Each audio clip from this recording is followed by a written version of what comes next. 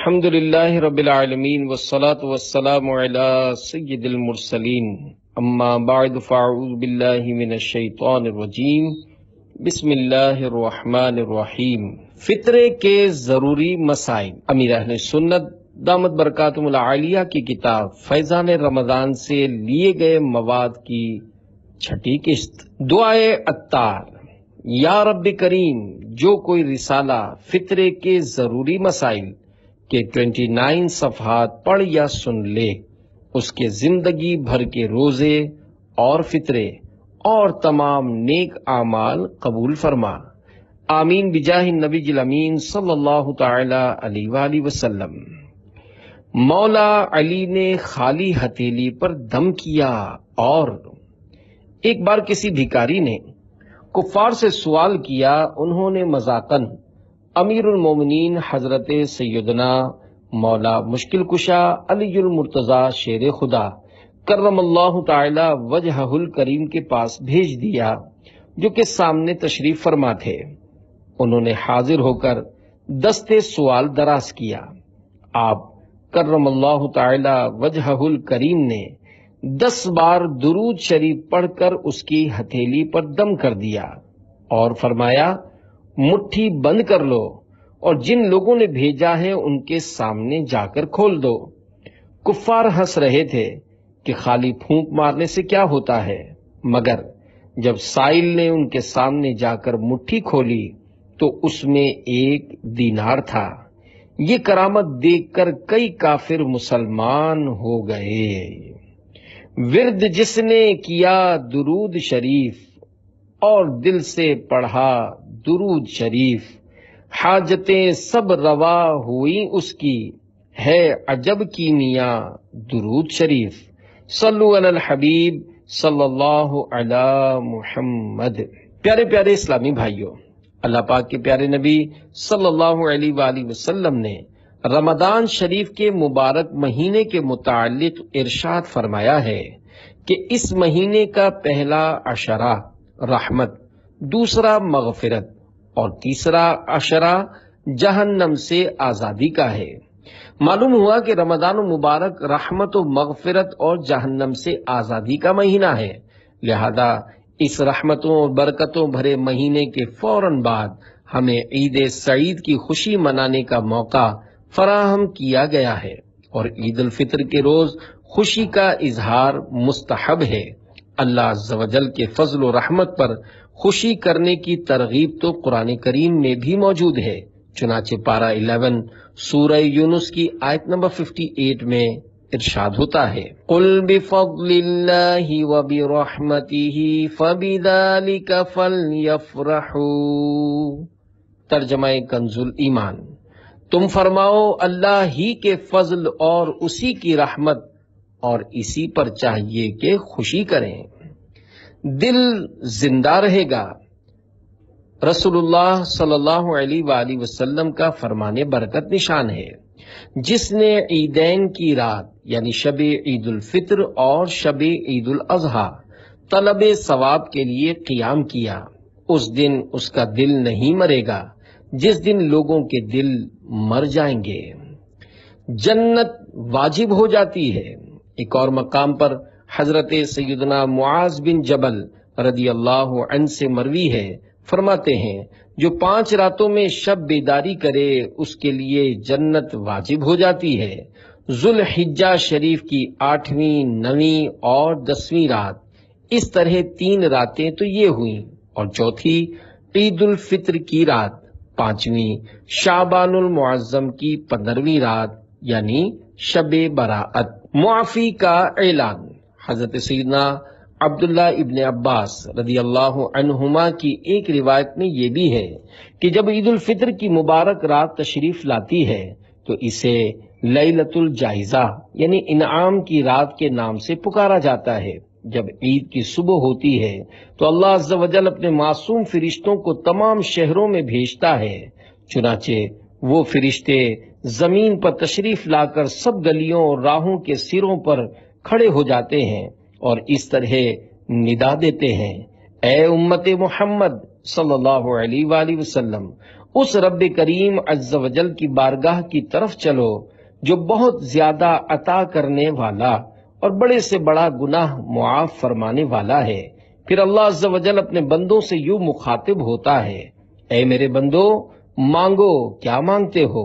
میری عزت و جلال کی قسم، آج کے روز اس نماز عید کے اجتماع میں اپنی آخرت کے بارے میں جو کچھ سوال کرو گے وہ پورا کروں گا، اور جو کچھ دنیا کے بارے میں مانگو گے اس میں تمہاری بھلائی کی طرف نظر فرماؤں گا، یعنی اس معاملے میں وہ کروں گا جس میں تمہاری بہتری ہو۔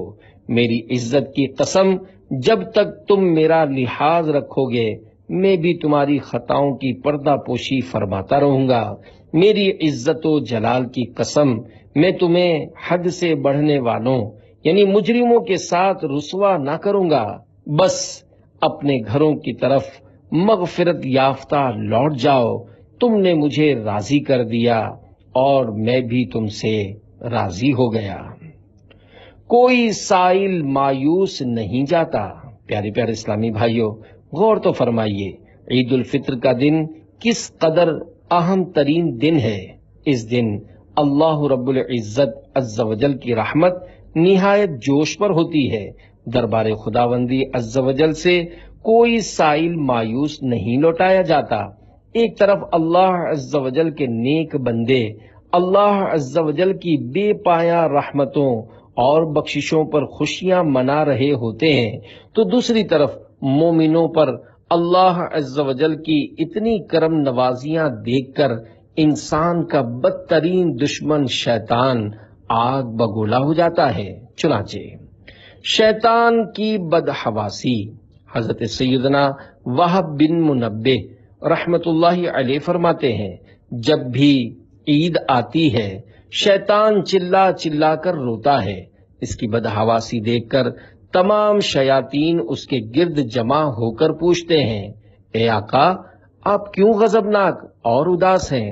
وہ کہتا ہے، ہائے افسوس، اللہ عز و جل نے آج کے دن امت محمد صلی اللہ علیہ وآلہ وسلم کو بخش دیا ہے، لہذا تم انہیں لذات اور نفسانی خواہشات میں مشغول کر دو۔ کیا شیطان کامیاب ہے؟ پیارے پیارے اسلامی بھائیوں، دیکھا آپ نے، شیطان پر عید کا دن نہایت گراں گزرتا ہے، لہذا وہ شیاطین کو حکم صادر کر دیتا ہے کہ تم مسلمانوں کو لذات نفسانی میں مشغول کر دو۔ ایسا لگتا ہے فی زمانہ شیطان اپنے اس وار میں کامیاب نظر آ رہا ہے۔ عید کی آمد پر ہونا تو یہ چاہیے کہ عبادات و حسنات کی کثرت و بہتات کر کے رب کائنات عز و جل کا زیادہ سے زیادہ شکر ادا کیا جائے، مگر افسوس، 100 کروڑ افسوس، اب اکثر مسلمان عید سعید کا حقیقی مقصد ہی بھلا بیٹھے ہیں۔ واہ حسرتا، اب تو عید منانے کا یہ انداز ہو گیا ہے کہ بیہودہ نقش و نگار، بلکہ معاذ اللہ عز و جل جاندار کی تصویر والے بھڑکیلے کپڑے پہنے جاتے ہیں۔ بہر شریعت میں ہے کہ جس کپڑے پر جاندار کی تصویر ہو اسے پہن کر نماز پڑھنا مکروہ تحریمی ہے، نماز کے علاوہ بھی ایسا کپڑا پہننا ناجائز ہے۔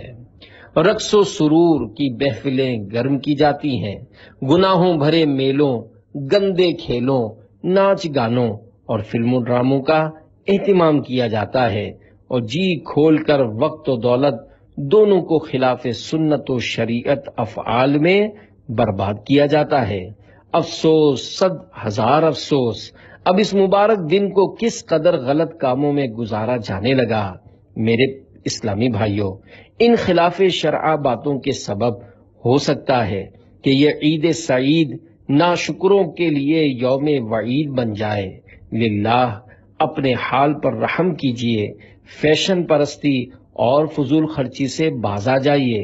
اللہ عز و جل نے فضول خرچوں کو قرآن پاک میں شیطانوں کا بھائی قرار دیا ہے، چنانچہ پارہ 15 سورۃ بنی اسرائیل کی آیت نمبر 26 اور 27 میں ارشاد ہوتا ہے، وَلَا تُبَذِّرْ تَبْذِيرًا، ان المبذرین کانوا اخوان الشیاطین وَكَانَ الشَّيْطَانُ لِرَبِّهِ كَفُورًا۔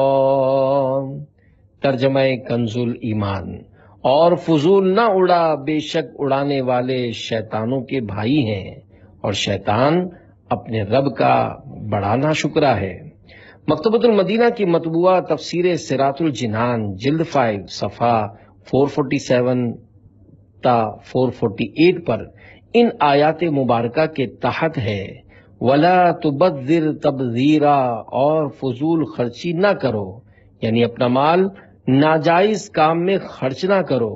حضرت عبداللہ بن مسعود رضی اللہ عنہ سے تبذیر کے متعلق سوال کیا گیا تو آپ رضی اللہ عنہ نے فرمایا کہ جہاں مال خرچ کرنے کا حق ہے اس کی بجائے کہیں اور خرچ کرنا تبذیر ہے۔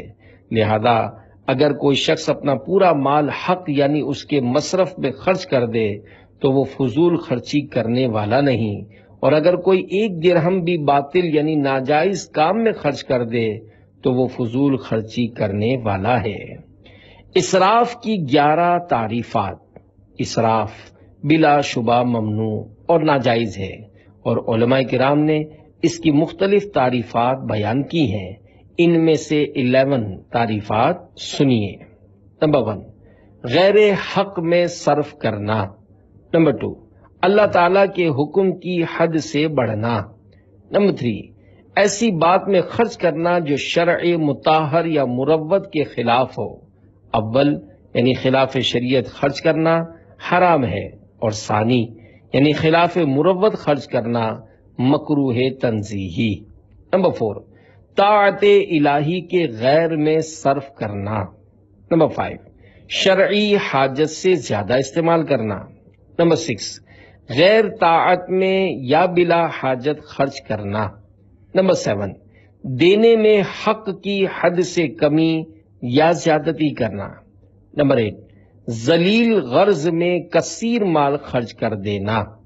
نمبر 9، حرام میں سے کچھ یا حلال کو اعتدال سے زیادہ کھانا۔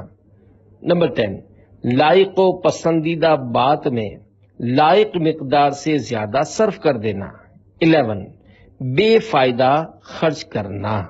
اسراف کی واضح تر تعریف غیر حق میں مال خرچ کرنا۔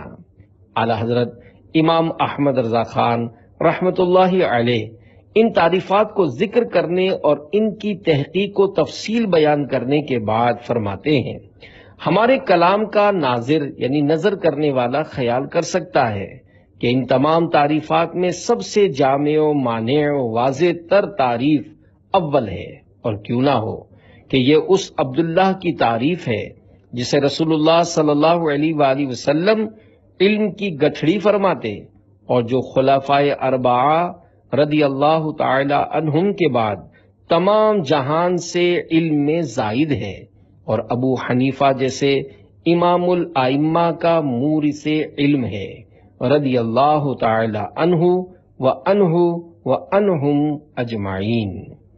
تبذیر اور اسراف میں فرق۔ اعلی حضرت امام احمد رضا خان رحمۃ اللہ علیہ نے تبذیر اور اسراف میں فرق سے متعلق جو کلام ذکر فرمایا اس کا خلاصہ یہ ہے کہ تبذیر کے بارے میں علماء کرام کے 2 قول ہیں۔ نمبر 1، تبذیر اور اسراف دونوں کے معنی ناحق صرف کرنا ہے۔ یہی صحیح ہے کہ یہی قول حضرت عبداللہ بن مسعود اور حضرت عبداللہ بن عباس اور عام صحابہ کرام رضی اللہ تعالی عنہم کا ہے۔ نمبر 2، تبذیر اور اسراف میں فرق ہے۔ تبذیر خاص گناہوں میں مال برباد کرنے کا نام ہے۔ اس صورت میں اسراف تبذیر سے عام ہوگا کہ ناحق صرف کرنا عبث میں صرف کرنے کو بھی شامل ہے، اور عبث مطلقاً گناہ نہیں، تو چونکہ اسراف ناجائز ہے اس لیے یہ خرچ کرنا معصیت ہوگا، مگر جس میں خرچ کیا وہ خود معصیت نہ تھا، اور عبارت لا تعطی فی المعاصی اس کی نافرمانی میں مت دے کا ظاہر یہی ہے کہ وہ کام خود ہی معصیت ہو۔ خلاصہ یہ ہے کہ تبذیر کے مقصود اور حکم دونوں معصیت ہیں اور اسراف کو صرف حکم میں معصیت لازم ہے۔ انسان و حیوان کا فرق، پیارے پیارے اسلامی بھائیوں، انسان اور حیوان میں جو ما بہل امتیاز یعنی فرق کرنے والی چیز ہے وہ عقل و تدبیر، دور بینی اور دور اندیشی ہے۔ عموماً حیوان کو کل کی فکر نہیں ہوتی اور عام طور پر اس کی کوئی حرکت کسی حکمت کے ماتحت نہیں ہوتی، برخلاف انسان کے۔ اور مسلمان کو تو نہ صرف دنیاوی کل کی بلکہ اس دنیاوی کل کے بعد آنے والی اخروی کل کی بھی فکر ہوتی ہے۔ یقیناً سمجھدار انسان وہی ہے، بلکہ حقیقتاً انسان ہی وہ ہے جو اخروی کل یعنی آخرت کی بھی فکر کرے، حکمت عملی سے کام لے اور اس فانی زندگی کو غنیمت جانتے ہوئے باقی آخرت کے لیے کوئی انتظام کر لے۔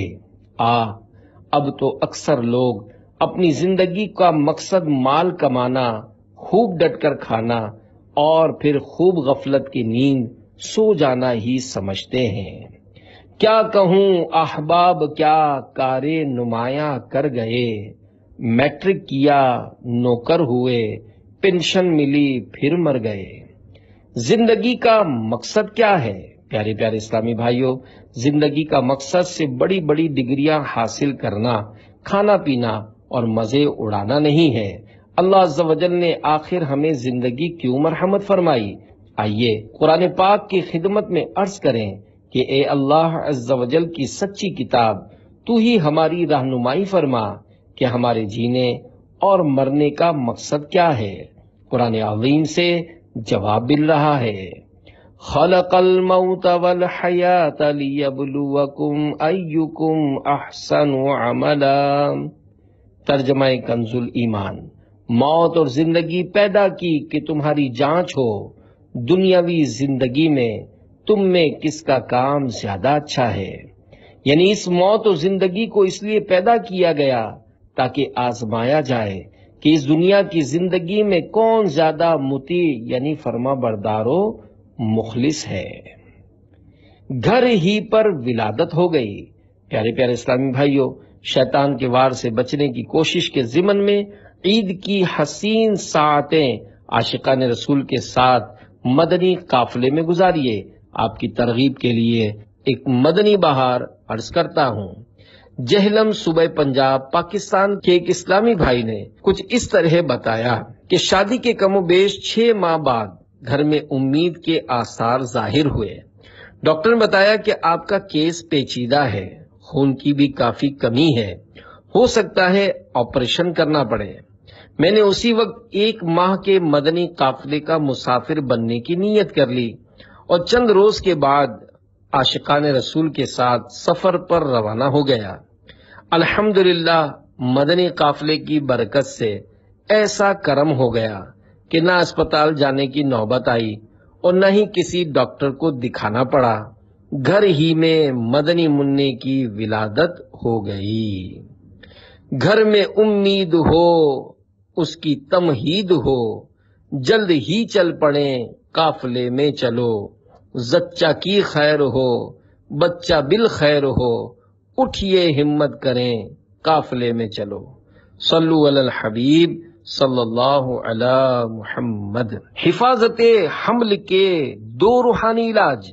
نمبر 1، لا الہ الا اللہ 11 بار کسی رکابی یا کاغذ پر لکھ کر دھو کر عورت کو پلا دیجئے، انشاءاللہ عز و جل حمل کی حفاظت ہوگی۔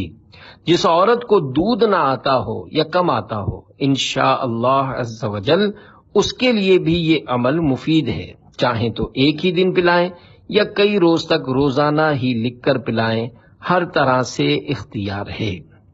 نمبر 2، یا حی یا قیوم 111 بار کسی کاغذ پر لکھ کر حاملہ کے پیٹ پر باندھ دیجئے اور ولادت کے وقت تک باندھے رہیے، ضرورتاً کچھ دیر کے لیے کھولنے میں حرج نہیں، انشاءاللہ عز و جل حمل بھی محفوظ رہے گا اور بچہ بھی صحت مند پیدا ہوگا۔ عید یا وعید، پیارے پیارے اسلامی بھائیوں، لائق عذاب کاموں کا ارتکاب کر کے یوم عید کو اپنے لیے یوم وعید نہ بنائیے، اور یاد رکھیے عید اس کی نہیں جس نے نئے کپڑے پہن لیے، عید تو اس کی ہے جو عذاب الہی عز و جل سے ڈر گیا۔ اولیاء کرام رحمہم اللہ تعالی بھی تو عید مناتے رہے ہیں۔ پیارے پیارے اسلامی بھائیوں، آج کل گویا لوگ صرف نئے نئے کپڑے پہننے اور عمدہ کھانے تناول کرنے کو ہی معاذ اللہ عید سمجھ بیٹھے ہیں۔ ذرا غور تو کیجئے، ہمارے بزرگان دین رحمہم اللہ المبین بھی تو آخر عید مناتے رہے ہیں، مگر ان کے عید منانے کا انداز ہی نرالا رہا ہے۔ وہ دنیا کی لذتوں سے کوسوں دور بھاگتے رہے ہیں اور ہر حال میں اپنے نفس کی مخالفت کرتے رہے ہیں۔ چنانچہ عید کا انوکھا کھانا حضرت سیدنا ذوالنون مصری رحمت اللہ علیہ نے 10 برس تک کوئی لذیذ کھانا تناول نہ فرمایا، نفس چاہتا رہا اور آپ رحمت اللہ علیہ نفس کی مخالفت فرماتے رہے۔ ایک بار عید مبارک کی مقدس رات کو دل نے مشورہ دیا کہ کل اگر عید سعید کے روز کوئی لذیذ کھانا کھا لیا جائے تو کیا حرج ہے۔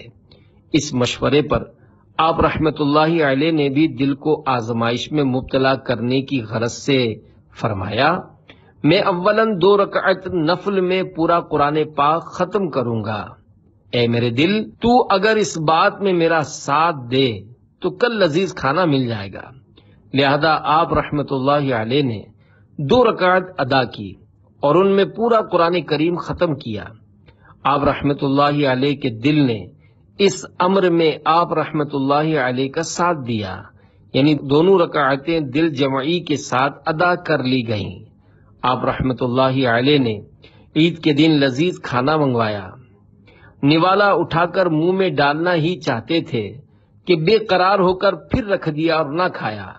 لوگوں نے اس کی وجہ پوچھی تو فرمایا، جس وقت میں نوالا منہ کے قریب لایا تو میرے نفس نے کہا، دیکھا میں آخر اپنی 10 سال پرانی خواہش پوری کرنے میں کامیاب ہو گیا نا۔ میں نے اسی وقت کہا کہ اگر یہ بات ہے تو میں تجھے کامیاب نہ ہونے دوں گا اور ہرگز ہرگز لذیذ کھانا نہ کھاؤں گا۔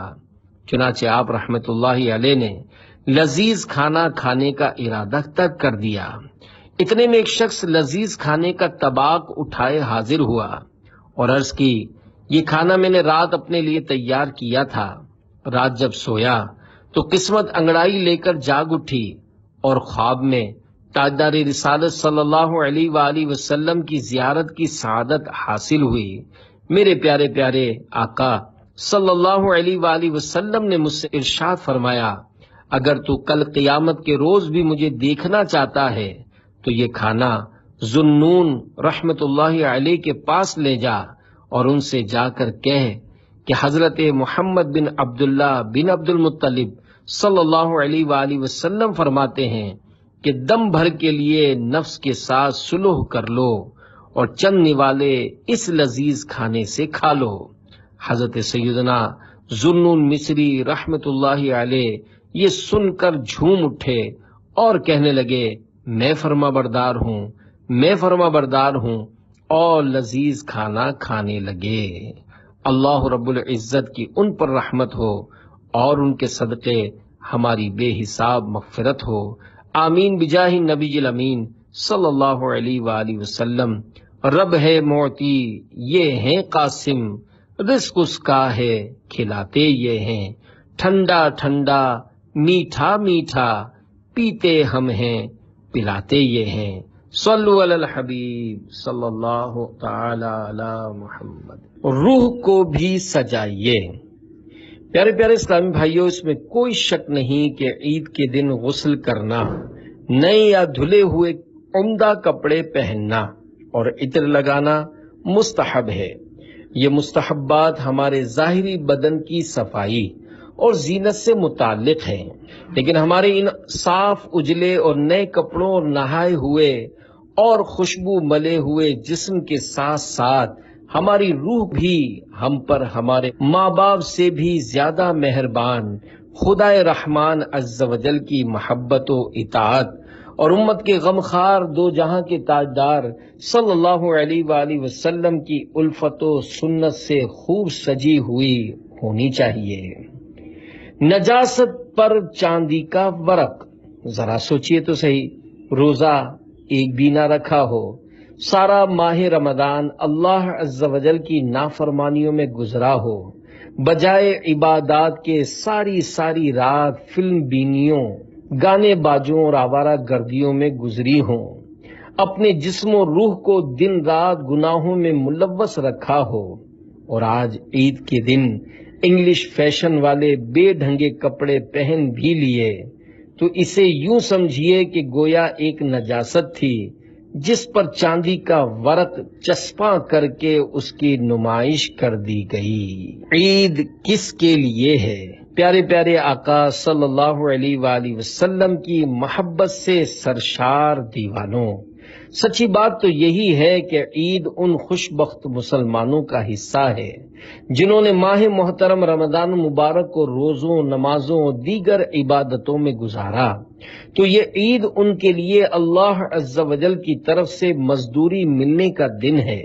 ہمیں تو اللہ عز و جل سے ڈرتے رہنا چاہیے کہ ماہ محترم کا ہم حق ادا ہی نہ کر سکے۔ سیدنا عمر فاروق رضی اللہ عنہ کی عید، حضرت علامہ مولانا عبد المصطفیٰ آدمی رحمت اللہ علیہ فرماتے ہیں، عید کے دن چند حضرات مکان عالی شان پر حاضر ہوئے تو کیا دیکھا کہ امیر المومنین حضرت سیدنا عمر فاروق اعظم رضی اللہ عنہ دروازہ بند کر کے زارو قطار رو رہے ہیں۔ لوگوں نے حیران ہو کر عرض کی، یا امیر المومنین رضی اللہ عنہ، آج تو عید ہے جو کہ خوشی منانے کا دن ہے، خوشی کی جگہ یہ رونا کیسا؟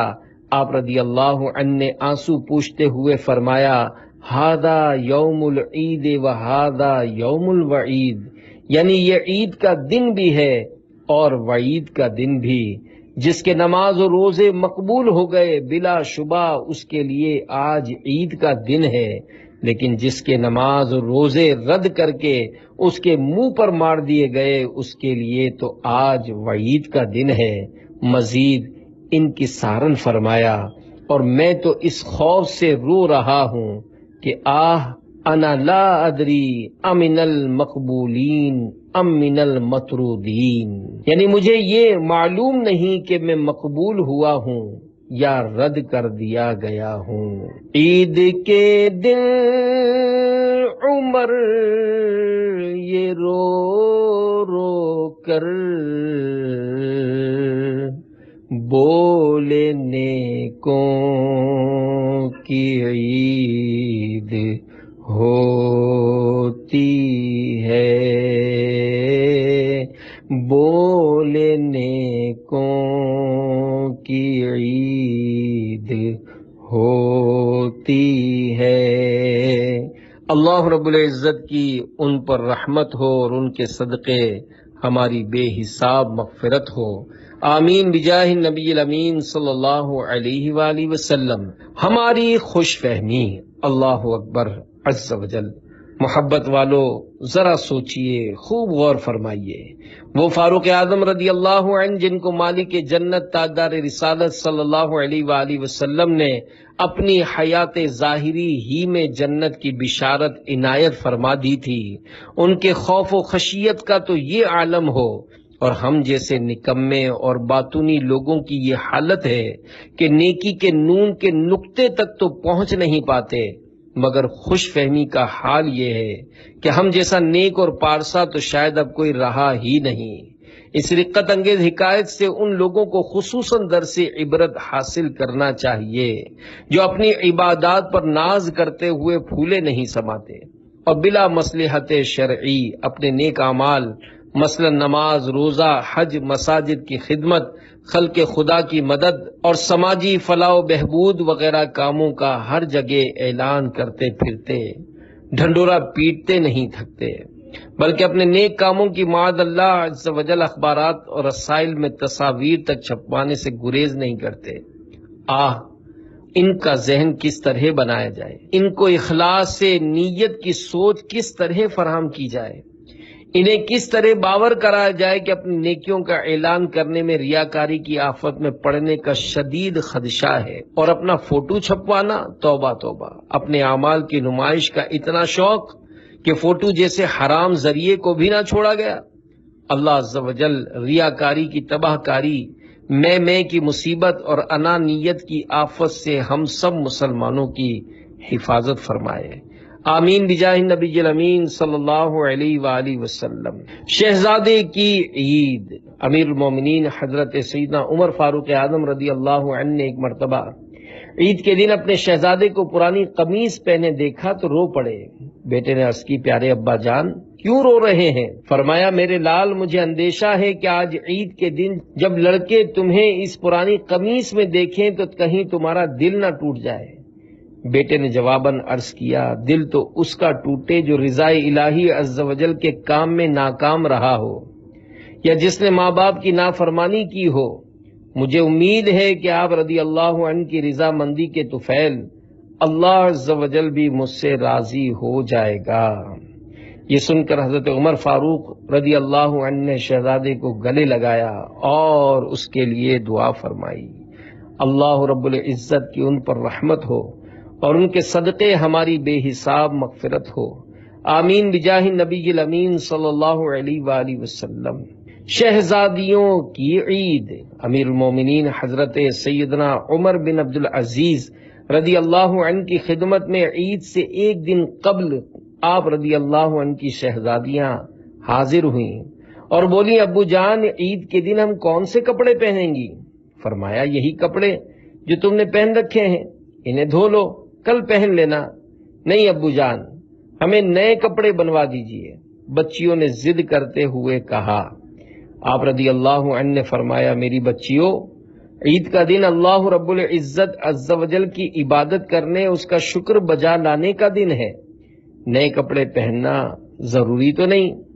ابو جان آپ کا فرمانا بے شک درست ہے، لیکن ہماری سہیلیاں ہمیں تانے دیں گی کہ تم امیر المومنین کی لڑکیاں ہو اور عید کے روز بھی وہی پرانے کپڑے پہن رکھے ہیں۔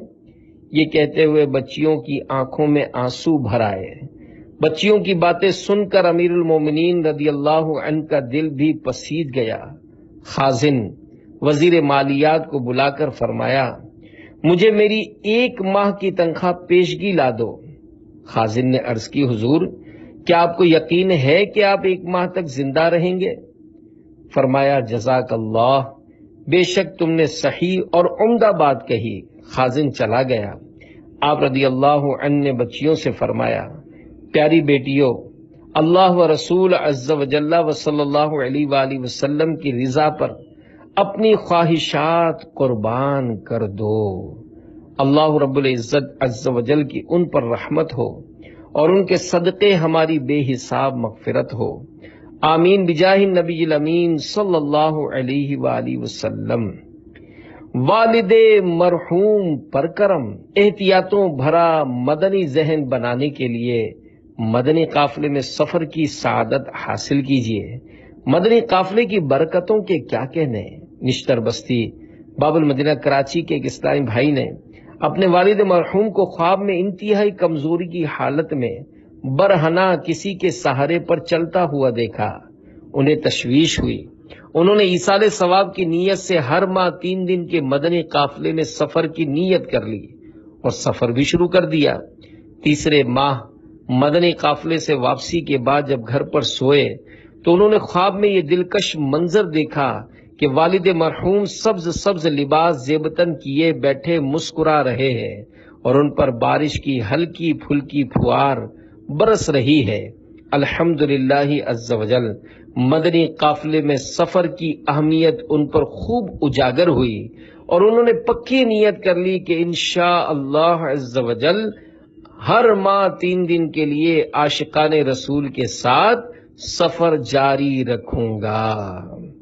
قافلے میں ذرا مانگو آ کر دعا، پاؤ گے نعمتیں قافلے میں چلو، خوب ہوگا ثواب اور ٹلے گا عذاب، پاؤ گے بخششیں قافلے میں چلو، جو کہ مفقود ہو وہ بھی موجود ہو، انشاءاللہ چلیں قافلے میں چلو. صلو علی الحبیب صلی اللہ تعالی علی محمد.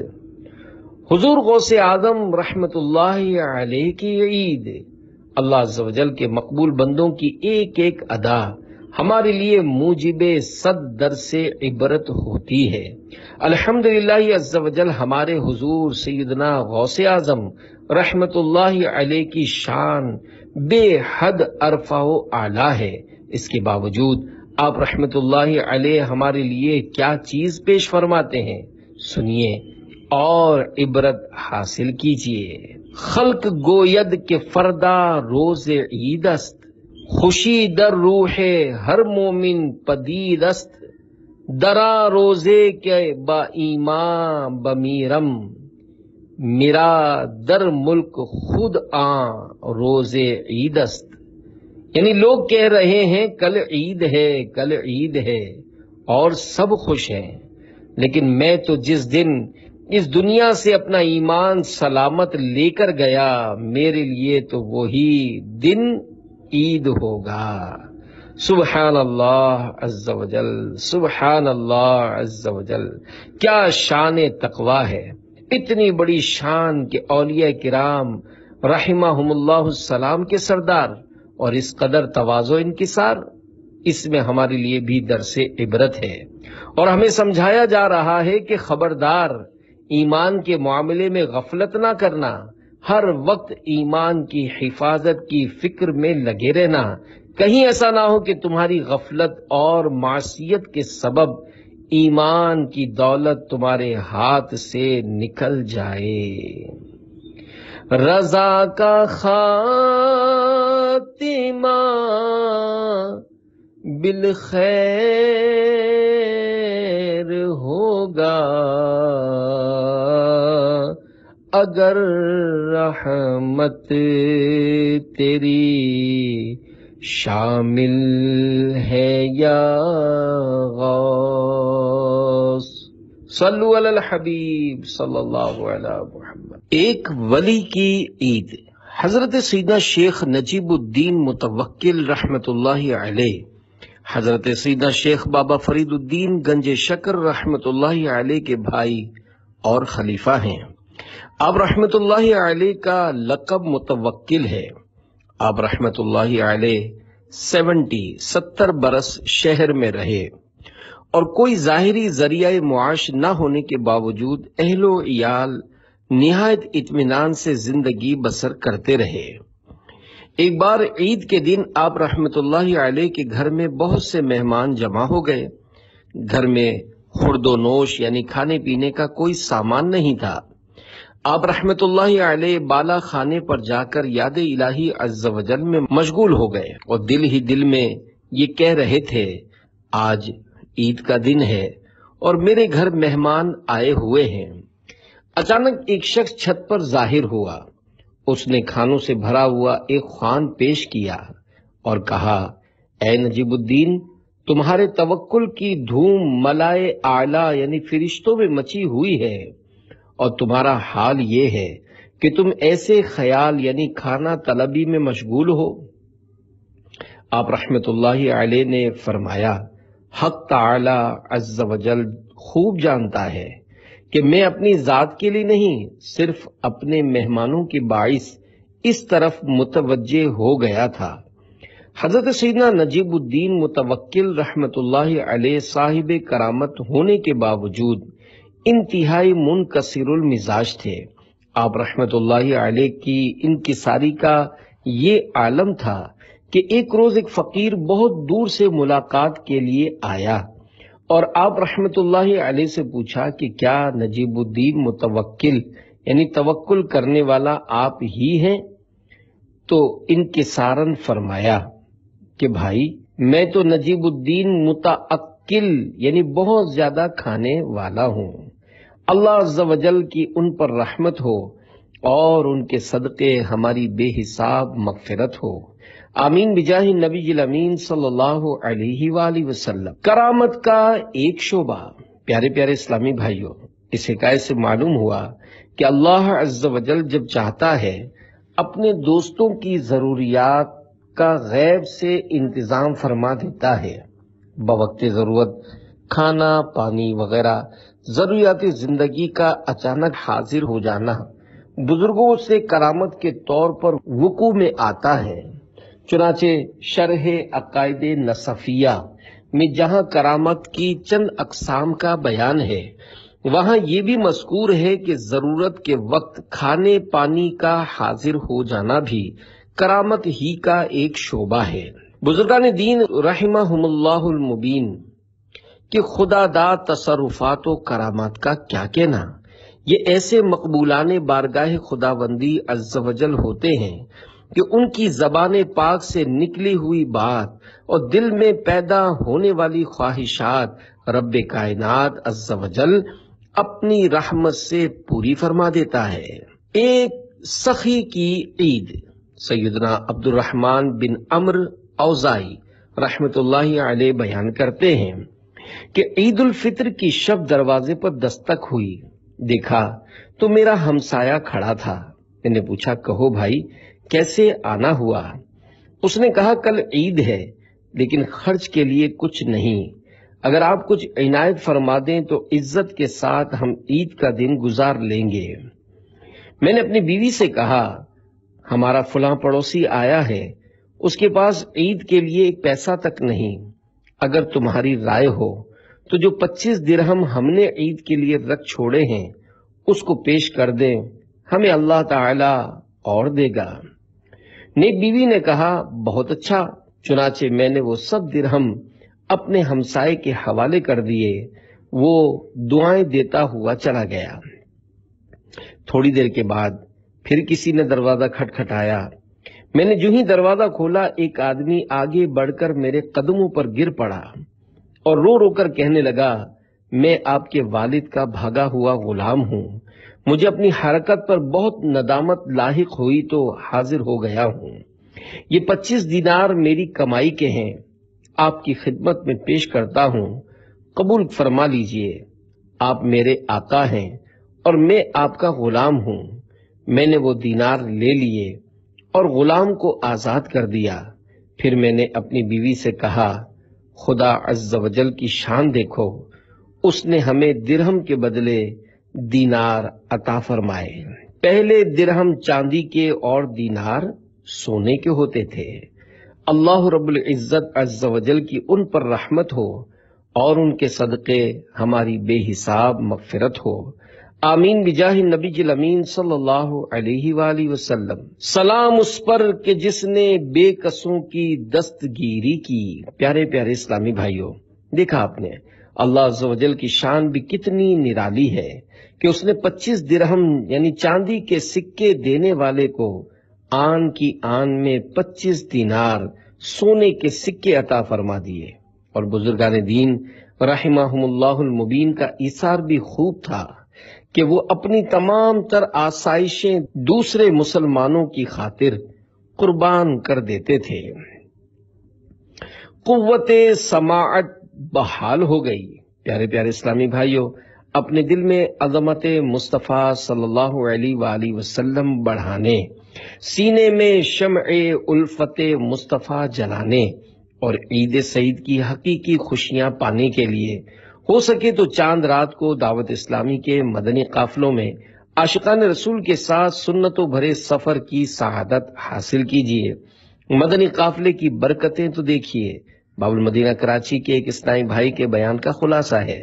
کوئٹہ میں ہونے والے عاشقان رسول کی مدنی تحریک دعوت اسلامی کے 3 روزہ سنتوں بھرے اجتماع میں شریک ایک بہرے اسلامی بھائی نے ہاتھوں ہاتھ 3 دن کے سنتوں کی تربیت کے مدنی قافلے میں عاشقان رسول کے ساتھ سفر کی سعادت حاصل کی۔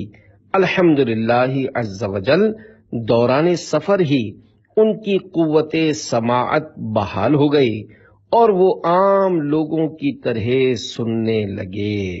کان بہرے ہیں گر رکھو رب پر نظر، ہوگا لطف خدا قافلے میں چلو، دنیاوی آفتیں اخروی شامتیں دور ہوں گی ذرا قافلے میں چلو۔ صلو علی الحبیب صلی اللہ علی محمد۔ صدقہ فطر اللہ تبارک و تعالی پارہ 30 سورۃ الاعلی کی آیت نمبر 14 اور 15 میں ارشاد فرماتا ہے، قد افلح من تزکا وذکر اسم ربہ فصلی۔ ترجمہ کنز الایمان، بے شک مراد کو پہنچا جو ستھرا ہوا اور اپنے رب کا نام لے کر نماز پڑھی۔ صدر الافاضل حضرت علامہ مولانا سید محمد نعیم الدین مراد آبادی رحمت اللہ علیہ خزائن العرفان میں اس آیت کریمہ کے تحت لکھتے ہیں، اس آیت کی تفسیر میں یہ کہا گیا ہے کہ تزکا سے صدقہ فطر دینا اور رب کا نام لینے سے عیدگاہ کے راستے میں تکبیریں کہنا اور نماز سے نماز عید مراد ہے۔ صدقہ فطر واجب ہے۔ اللہ پاک کے پیارے نبی صلی اللہ علیہ وآلہ وسلم نے ایک شخص کو حکم دیا کہ جا کر مکہ معظمہ کے گلی کوچوں میں اعلان کر دو، صدقہ فطر واجب ہے۔ صدقہ فطر لغو باتوں کا کفارہ ہے۔ حضرت سیدنا ابن عباس رضی اللہ عنہما فرماتے ہیں، رسول اللہ صلی اللہ علیہ وآلہ وسلم نے صدقہ فطر مقرر فرمایا تاکہ فضول اور بیہودہ کلام سے روزوں کی طہارت یعنی صفائی ہو جائے، نیز مساکین کی خورش یعنی خوراک بھی ہو جائے۔ روزہ معلق رہتا ہے۔ حضرت سیدنا انس بن مالک رضی اللہ عنہ کہتے ہیں، اللہ پاک کے آخری نبی صلی اللہ علیہ وآلہ وسلم فرماتے ہیں، جب تک صدقہ فطر ادا نہیں کیا جاتا بندے کا روزہ زمین و آسمان کے درمیان معلق یعنی لٹکا ہوا رہتا ہے۔ عید کی خوشیاں مبارک کے 16 حروف کی نسبت سے فطرے کے 16 مدنی پھول۔ نمبر 1، صدقہ فطر ان تمام مسلمان مرد و عورت پر واجب ہے جو صاحب نصاب ہوں اور ان کا نصاب حاجات اصلیہ یعنی ضروریات زندگی مثلا رہنے کا مکان، خانہ داری کا سامان وغیرہ سے فارغ ہو۔ نمبر 2، جس کے پاس 7.5 تولہ سونا یا 52.5 تولہ چاندی یا 52.5 تولہ چاندی کی رقم یا اتنی مالیت کا مال تجارت ہو اور یہ سب حاجات اصلیہ سے فارغ ہوں، یا اتنی مالیت کا حاجت اصلیہ کے علاوہ سامان ہو، اس کو صاحب نصاب کہا جاتا ہے۔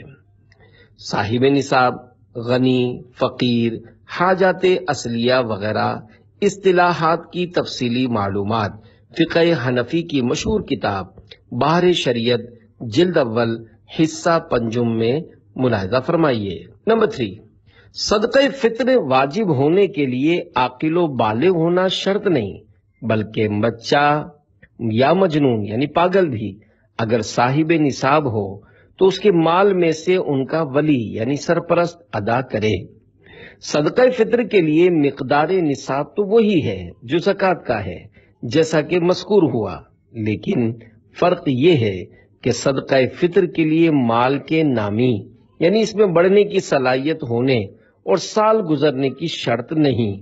اسی طرح جو چیزیں ضرورت سے زیادہ ہیں، مثلا عمومی ضرورت سے زیادہ کپڑے، بے سلے جوڑے، گھریلو زینت کی اشیاء وغیرہ، اور ان کی قیمت نصاب کو پہنچتی ہو تو ان اشیاء کی وجہ سے صدقہ فطر واجب ہے۔ نمبر 4، مالک نصاب مرد پر اپنی طرف سے، اپنے چھوٹے بچوں کی طرف سے، اور اگر کوئی مجنون یعنی پاگل اولاد ہے، چاہے وہ پاگل اولاد بالغ ہی کیوں نہ ہو، تو اس کی طرف سے بھی صدقہ فطر واجب ہے۔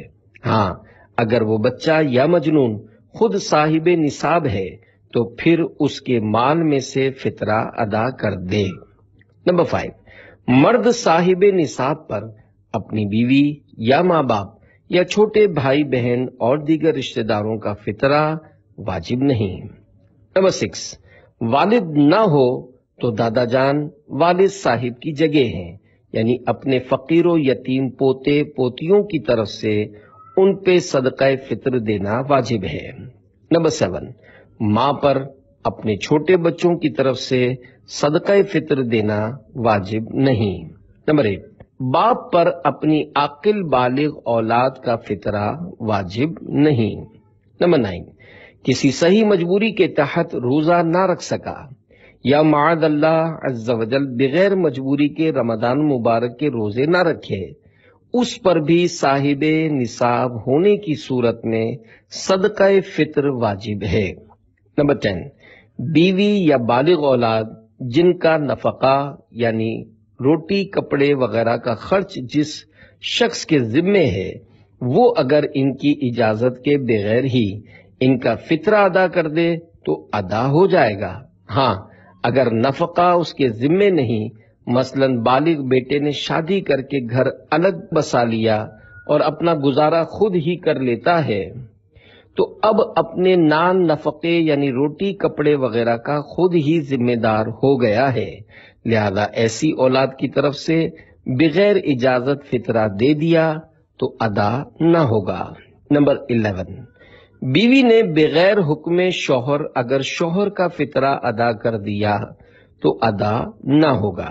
نمبر 12، عید الفطر کی صبح صادق طلوع ہوتے وقت جو صاحب نصاب تھا اسی پر صدقہ فطر واجب ہے، اگر صبح صادق کے بعد صاحب نصاب ہوا تو اب واجب نہیں۔ نمبر 13، صدقہ فطر ادا کرنے کا افضل وقت تو یہی ہے کہ عید کو صبح صادق کے بعد عید کی نماز ادا کرنے سے پہلے پہلے ادا کر دیا جائے۔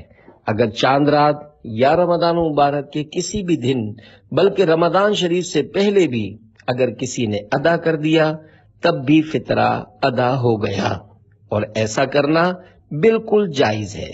نمبر 14، اگر عید کا دن گزر گیا اور فطرہ ادا نہ کیا تھا تب بھی فطرہ ساقط نہ ہوا، بلکہ عمر بھر میں جب بھی ادا کریں ادا ہی ہے۔ نمبر 15، صدقہ فطر کے مصارف وہی ہیں جو زکوٰۃ کے ہیں، یعنی جن کو زکوٰۃ دے سکتے ہیں انہیں فطرہ بھی دے سکتے ہیں، اور جن کو زکوٰۃ نہیں دے سکتے ان کو فطرہ بھی نہیں دے سکتے۔ نمبر 16، سادات کرام کو صدقہ فطر نہیں دے سکتے کیونکہ یہ بنی ہاشم سے ہیں۔ بحر شریعت جلد اول صفحہ 931 پر ہے، بنی ہاشم کو زکوٰۃ فطرہ نہیں دے سکتے، نہ غیر انہیں دے سکے، نہ ایک ہاشمی دوسرے ہاشمی کو۔ بنی ہاشم سے مراد حضرت علی و جعفر و عقیل اور حضرت عباس و حارث بن عبد المطلب کی اولادیں ہیں۔ صدقہ فطر کی مقدار، گیہوں یا اس کا آٹا یا ستو آدھا سا یعنی 2 کلو میں 80 گرام کم، یا ان کی قیمت، کھجور یا منقع یا جو یا اس کا آٹا، یا ستو 1 سا یعنی 4 کلو میں 160 گرام کم، یا ان کی قیمت، یہ ایک صدقہ فطر کی مقدار ہے۔ بار شریعت میں ہے اعلیٰ درجہ کی تحقیق اور احتیاط یہ ہے کہ سا کا وزن 351 روپے بھر ہے، اور نصف سا 175 روپے 98 بھر اوپر۔ ان چاروں چیزوں کے علاوہ اگر کسی دوسری چیز سے فطرہ ادا کرنا چاہے، مثلا چاول، جوار، باجرہ یا اور کوئی غلہ یا اور کوئی چیز دینا چاہے تو قیمت کا لحاظ کرنا ہوگا، یعنی وہ چیز آدھے سا گیہوں یا 1 سا جو کی قیمت کی ہو۔ یہاں تک کہ روٹی دیں تو اس میں بھی قیمت کا لحاظ کیا جائے گا اگرچہ گیہوں یا جو کی ہو۔ قبر میں 1000 انوار داخل ہوں۔ منقول ہے کہ جو شخص عید کے دن 300 مرتبہ سبحان اللہ و بحمدہ پڑھے اور فوت شدہ مسلمانوں کی ارواح کو اس کا ایصال ثواب کرے تو ہر مسلمان کی قبر میں 1000 انوار داخل ہوتے ہیں، اور جب وہ پڑھنے والا خود مرے گا اللہ تعالی اس کی قبر میں بھی 1000 انوار داخل فرمائے گا۔ نماز عید سے قبل کی ایک سنت۔ پیارے پیارے اسلامی بھائیوں، اب ان باتوں کا بیان کیا جاتا ہے جو عیدین یعنی عید الفطر اور بقر عید دونوں میں سنت ہیں۔ چنانچہ حضرت سیدنا بریدہ رضی اللہ عنہ سے مروی ہے کہ رسول اللہ صلی اللہ علیہ وآلہ وسلم عید الفطر کے دن کچھ کھا کر نماز کے لیے تشریف لے جاتے تھے اور عید الاضحیٰ کے روز اس وقت تک نہیں کھاتے تھے جب تک نماز سے فارغ نہ ہو جاتے۔ اور بخاری کی روایت حضرت سیدنا انس رضی اللہ عنہ سے ہے کہ عید الفطر کے دن نماز عید کے لیے تشریف نہ لے جاتے جب تک چند کھجوریں نہ تناول فرما لیتے اور وہ طاق ہوتی۔ حضرت سیدنا ابو ہریرہ رضی اللہ عنہ سے روایت ہے کہ اللہ پاک کے پیارے نبی صلی اللہ علیہ وآلہ وسلم عید کو نماز عید کے لیے ایک راستے سے تشریف لے جاتے اور دوسرے راستے سے واپس تشریف لاتے۔ نماز عید کا طریقہ حنفی۔ پہلے اس طرح نیت کیجئے، میں نیت کرتا ہوں 2 رکعت نماز عید الفطر یا عید الاضحیٰ کی 7-6 زائد تکبیروں کے واسطے اللہ عز و جل کے، پیچھے اس امام کے، پھر کانوں تک ہاتھ اٹھائیے اور اللہ اکبر کہہ کر حسب معمول ناف کے نیچے باندھ لیجئے اور ثنا پڑھیے، پھر کانوں تک ہاتھ اٹھائیے اور اللہ اکبر کہتے ہوئے لٹکا دیجئے، پھر ہاتھ کانوں تک اٹھائیے اور اللہ اکبر کہہ کر لٹکا دیجئے، پھر کانوں تک ہاتھ اٹھائیے اور اللہ اکبر کہہ کر باندھ لیجئے، یعنی پہلی تکبیر کے بعد ہاتھ باندھیے، اس کے بعد دوسری اور تیسری تکبیر میں لٹکائیے اور چوتھی میں ہاتھ باندھ لیجئے۔ اس کو یوں یاد رکھیے کہ جہاں قیام میں تکبیر کے بعد کچھ پڑھنا ہے وہاں ہاتھ باندھنے ہیں اور جہاں نہیں پڑھنا وہاں ہاتھ لٹکانے ہیں۔ پھر امام تعوذ اور تسمیہ آہستہ پڑھ کر الحمد شریف اور سورت جہر یعنی بلند آواز کے ساتھ پڑھے، پھر رکوع کرے۔ دوسری رکعت میں پہلے الحمد شریف اور سورت جہر کے ساتھ پڑھے، پھر 3 بار کان تک ہاتھ اٹھا کر اللہ اکبر کہیے اور ہاتھ نہ باندھیے، اور چوتھی بار بغیر ہاتھ اٹھائے اللہ اکبر کہتے ہوئے رکوع میں جائیے اور قاعدے کے مطابق نماز مکمل کر لیجئے۔ ہر 2 تکبیروں کے درمیان 3 بار سبحان اللہ کہنے کی مقدار چپ کھڑا رہنا ہے۔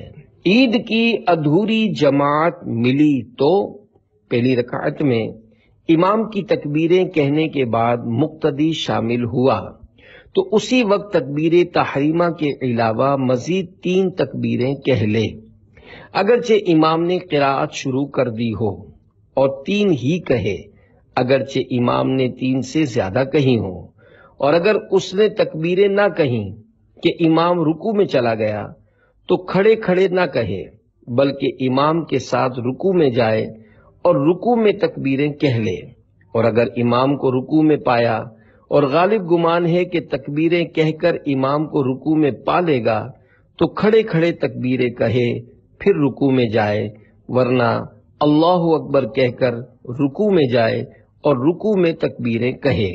پھر اگر اس نے رکوع میں تکبیریں پوری نہ کی تھیں کہ امام نے سر اٹھا لیا تو باقی ساقط ہو گئیں، یعنی بقیہ تکبیریں اب نہ کہے، اور اگر امام کے رکوع سے اٹھنے کے بعد شامل ہوا تو اب تکبیریں نہ کہے بلکہ امام کے سلام پھیرنے کے بعد جب اپنی بقیہ پڑھے اس وقت کہے، اور رکوع میں جہاں تکبیر کہنا بتایا گیا اس میں ہاتھ نہ اٹھائے، اور اگر دوسری رکعت میں شامل ہوا تو پہلی رکعت کی تکبیریں اب نہ کہے بلکہ جب اپنی فوت شدہ پڑھنے کھڑا ہو اس وقت کہے۔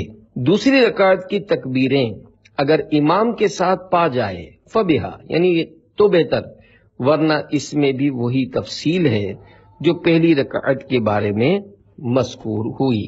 عید کی جماعت نہ ملی تو کیا کرے؟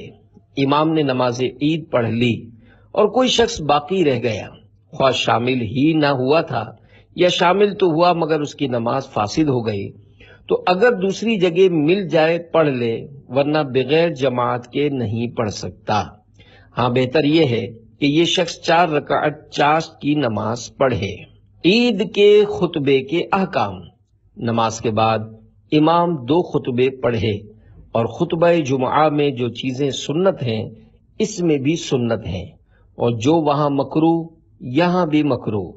صرف دو باتوں میں فرق ہے، ایک یہ کہ جمعہ کے پہلے خطبے سے پیشتر خطیب کا بیٹھنا سنت تھا اور اس میں نہ بیٹھنا سنت ہے، دوسرے یہ کہ اس میں پہلے خطبے سے پیشتر 9 بار اور دوسرے کے پہلے 7 بار اور ممبر سے اترنے کے پہلے 14 بار اللہ اکبر کہنا سنت ہے اور جمعہ میں نہیں۔ دے دو عیدی میں غم مدینے کا کہ 20 حروف کی نسبت سے عید کے 20 مدنی پھول۔ عید کے دن یہ امور مستحب ہیں، حجامت بنوانا، مگر زلفیں بنوائیے نہ کہ انگریزی بال، ناخن ترشوانا، غسل کرنا، مسواک کرنا، یہ اس کے علاوہ ہے جو وضو میں کی جاتی ہے۔ اچھے کپڑے پہننا، نئے ہو تو نئے ورنہ دھلے ہوئے، خوشبو لگانا، انگوٹھی پہننا۔ جب کبھی انگوٹھی پہنیے تو اس بات کا خیال رکھیے کہ صرف 4.5 ماشے یعنی 4 گرام 374 ملی گرام سے کم وزن چاندی کی ایک ہی انگوٹھی پہنیے، ایک سے زیادہ نہ پہنیے، اور اس ایک انگوٹھی میں بھی نگینہ ایک ہی ہو، ایک سے زیادہ نگینے نہ ہو، بغیر نگینے کی بھی مت پہنیے۔ نگینے کے وزن کی کوئی قید نہیں، چاندی کا چھلا یا چاندی کے بیان کردہ وزن وغیرہ کے علاوہ کسی بھی دھات کی انگوٹھی یا چھلا مرد نہیں پہن سکتا۔ نماز فجر مسجد محلہ میں پڑھنا، عید الفطر کی نماز کو جانے سے پہلے چند کھجوریں کھا لینا، 3، 5، 7 یا کم و بیش مگر طاق ہوں۔ کھجوریں نہ ہوں تو کوئی میٹھی چیز کھا لے۔ اگر نماز سے پہلے کچھ بھی نہ کھایا تو گناہ نہ ہوا، مگر عشاء تک نہ کھایا تو عتاب یعنی ملامت کیا جائے گا۔ نماز عید عیدگاہ میں ادا کرنا، عیدگاہ پیدل چلنا، سواری پر بھی جانے میں حرج نہیں، مگر جس کو پیدل جانے پر قدرت ہو اس کے لیے پیدل جانا افضل ہے، اور واپسی پر سواری پر آنے میں حرج نہیں۔ نماز عید کے لیے عیدگاہ جلد چلے جانا اور ایک راستے سے جانا اور دوسرے سے واپس آنا۔ عید کی نماز سے پہلے صدقہ فطر ادا کرنا، خوشی ظاہر کرنا، کثرت سے صدقہ دینا، عیدگاہ کو اطمینان و وقار اور نیچی نگاہ کیے جانا، آپس میں مبارکباد دینا، بعد نماز عید مصافحہ یعنی ہاتھ ملانا اور معانقہ یعنی گلے ملنا، جیسا کہ عموماً مسلمانوں میں رائج ہے، بہتر ہے کہ اس میں اظہار مسرت ہے، مگر امرد یعنی خوبصورت لڑکے سے گلے ملنا محل فتنہ ہے۔ عید الفطر کی نماز کے لیے جاتے ہوئے راستے میں آہستہ سے تکبیر کہیے، اور نماز عید اضحیٰ کے لیے جاتے ہوئے راستے میں بلند آواز سے تکبیر کہیے۔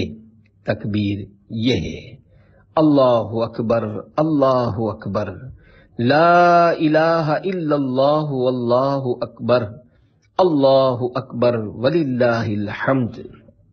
ترجمہ: اللہ عز و جل سب سے بڑا ہے، اللہ عز و جل سب سے بڑا ہے، اللہ عز و جل کے سوا کوئی عبادت کے لائق نہیں، اور اللہ عز و جل سب سے بڑا ہے، اللہ عز و جل سب سے بڑا ہے، اور اللہ عز و جل ہی کے لیے تمام خوبیاں ہیں۔ بقر عید کا ایک مستحب، عید اضحیٰ یعنی بقر عید تمام احکام میں عید الفطر یعنی میٹھی عید کی طرح ہے، صرف بعض باتوں میں فرق ہے۔ مثلا اس میں یعنی بقر عید میں مستحب یہ ہے کہ نماز سے پہلے کچھ نہ کھائے، چاہے قربانی کرے یا نہ کرے، اور اگر کھا لیا تو کراہت بھی نہیں۔ میں عید کی نماز بھی نہیں پڑھتا تھا۔ پیارے پیارے اسلامی بھائیوں، ہر سال رمضان مبارک میں اعتکاف کی سعادت اور ماہ رمضان مبارک کی خوب برکتیں لوٹیے، پھر عید میں عاشقان رسول کے ساتھ مدنی قافلوں میں سنتوں بھرا سفر اختیار کیجیے۔ ترغیب و تحریض کی خاطر ایک مدنی بہار آپ کے گوش گزار کرتا ہوں۔ چنانچہ باب المدینہ کراچی کے مین کورنگی روڈ کے قریب مقیم ایک اسلامی بھائی عمر تقریباً 25 برس ایک گیراج پر کام کرتے تھے۔ اگرچہ فی نفسی ہی گیراج یعنی گاڑیوں کی مرمت کا کام غلط نہیں، مگر آج کل گناہوں بھرے حالات ہیں۔ جن کو واسطہ پڑا ہوگا وہ جانتے ہوں گے کہ اکثر گیراج کا ماحول کس قدر گندا ہوتا ہے۔